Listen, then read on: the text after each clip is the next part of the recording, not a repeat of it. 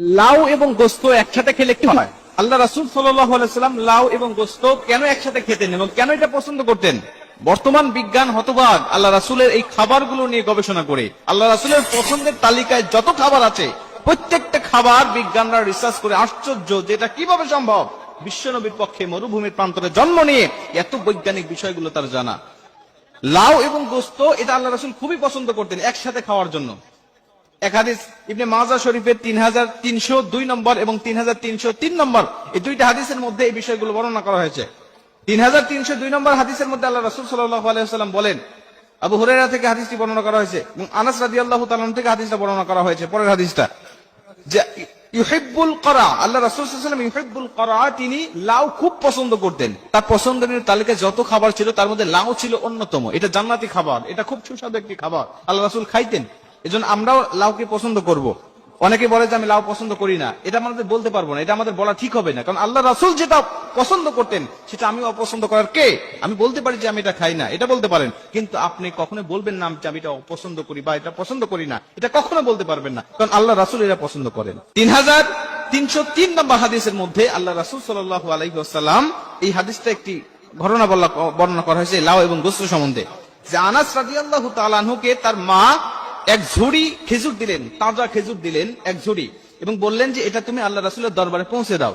আনাস রাদিয়াল্লাহু তাআলা আনহু খুশি মনে তিনি এক ঝুড়ি তাজা খেজুর নিয়ে আল্লাহ রাসূলের দরবারে উপস্থিত হলেন, কিন্তু এসে দেখেন যে আল্লাহ রাসূল সে দরবারে উপস্থিত নেই বা বাসায় উপস্থিত নেই। আল্লাহ রাসূল তার একজন মুক্ত দাসের বাসায় দাওয়াত খাওয়ার জন্য তিনি গিয়েছেন, তার খোঁজ নেওয়ার জন্য। নিকটেই বাড়ি হওয়ার কারণে আনাস রাদিয়াল্লাহু তাআলা আনহু তার খোঁজ নিয়ে চলে গেলেন তার বাসায়। গিয়ে দেখলেন যে আল্লাহ রাসূল খেতে বসেছেন, দাওয়াত খাচ্ছেন। যিনি দাওয়াত দিয়েছেন উনি রান্না করেছেন আল্লাহ রাসূলকে খাওয়ানোর জন্য এই গোস্ত দিয়ে লাউয়ের মধ্যে গোস্ত দিয়ে আল্লাহ রাসূলের জন্য তিনি খাবারটা রান্না করেছেন, কারণ এটা আল্লাহ রাসূলের ফেভারিট খাবার ছিল, খুব প্রিয় খাবার ছিল, এজন্য তিনি জানতেন এর জন্য খাবারটা রান্না করেছেন। আনাস রাদিয়াল্লাহু তাআলা আনহু বলছেন, আমি যাওয়ার পরে দেখি যে আল্লাহ রাসূল এগুলো খাচ্ছেন। আমাকে যিনি ওই বাড়ির মালিক, আমাকে তিনি বললেন যে তুমি বসে যাও আল্লাহ রাসূলের সঙ্গে তুমি খাবার জন্য, আমাকে দাওয়াত দিলেন এবং আমিও বসে গেলাম, আমি খাবার খেলাম। আমি খাবার খাচ্ছি, আল্লাহ রাসূল খাচ্ছেন, আমি তাকিয়ে দেখি আল্লাহ রাসূল সাল্লাল্লাহু আলাইহি ওয়াসাল্লাম গোস্ত এবং লাউ খুব খাচ্ছেন, এবং লাউয়ের গোস্তের মধ্য থেকে লাউটা বেছে বেছে আল্লাহ রাসূল সাল্লাল্লাহু আলাইহি ওয়াসাল্লাম এগুলো খাচ্ছেন। আমিও নিজে লাউ বেছে বেছে আল্লাহ রাসূলের কাছে দিলাম, আল্লাহ রাসূল এগুলো খেলেন। তার মানে লাউ এবং গোস্ত এটা আল্লাহ রাসূল একসাথে খেতে খুব পছন্দ করতেন, এই হাদিস থেকে এটা প্রমাণিত হয়।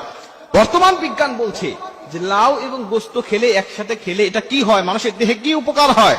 তিনি বলছেন যে প্রত্যেকটি গোস্তের মধ্যে রয়েছে অনেক সমস্যা, অনেক ব্যাড কোলেস্টেরল রয়েছে তার গোস্তের মধ্যে, এগুলো খাইলে মানুষের শরীরের জন্য অনেক ক্ষতি হয়, অনেক ক্ষতি হতে পারে, হার্টের জন্য, বিভিন্ন অঙ্গ প্রত্যঙ্গের জন্য ক্ষতি হতে পারে। কারণ আল্লাহ রাসূল বলছেন তোমরা দুধ বেশি বেশি খাবে, গোস্ত কম খাবে, কারণ দুধের মধ্যে রয়েছে প্রতিষেধক আর গোস্তের মধ্যে রয়েছে রোগ, এর জন্য তোমরা গোস্ত খুবই কম খাবে এবং দুধ বেশি খাবে। এটা বিজ্ঞানরাও প্রমাণ করেছে, হ্যাঁ গোস্তের মধ্যে অনেক রোগ আছে, অনেক সমস্যা রয়েছে।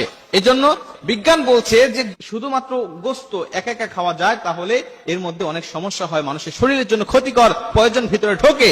কিন্তু লাউ এবং গোস্ত যখন মিশ্রিত করে রান্না করা হয় এবং এটা একসাথে মানুষের দেহে যায় বা পেটে যায়, তখন এই লাউয়ের গুণাগুণটা এত বেশি থাকার কারণে তখন ওই গোস্তের ক্ষতিকারক বিষয়গুলো সেটা বিসর্জন হয়ে এটা সমান সমান হয়ে যায়।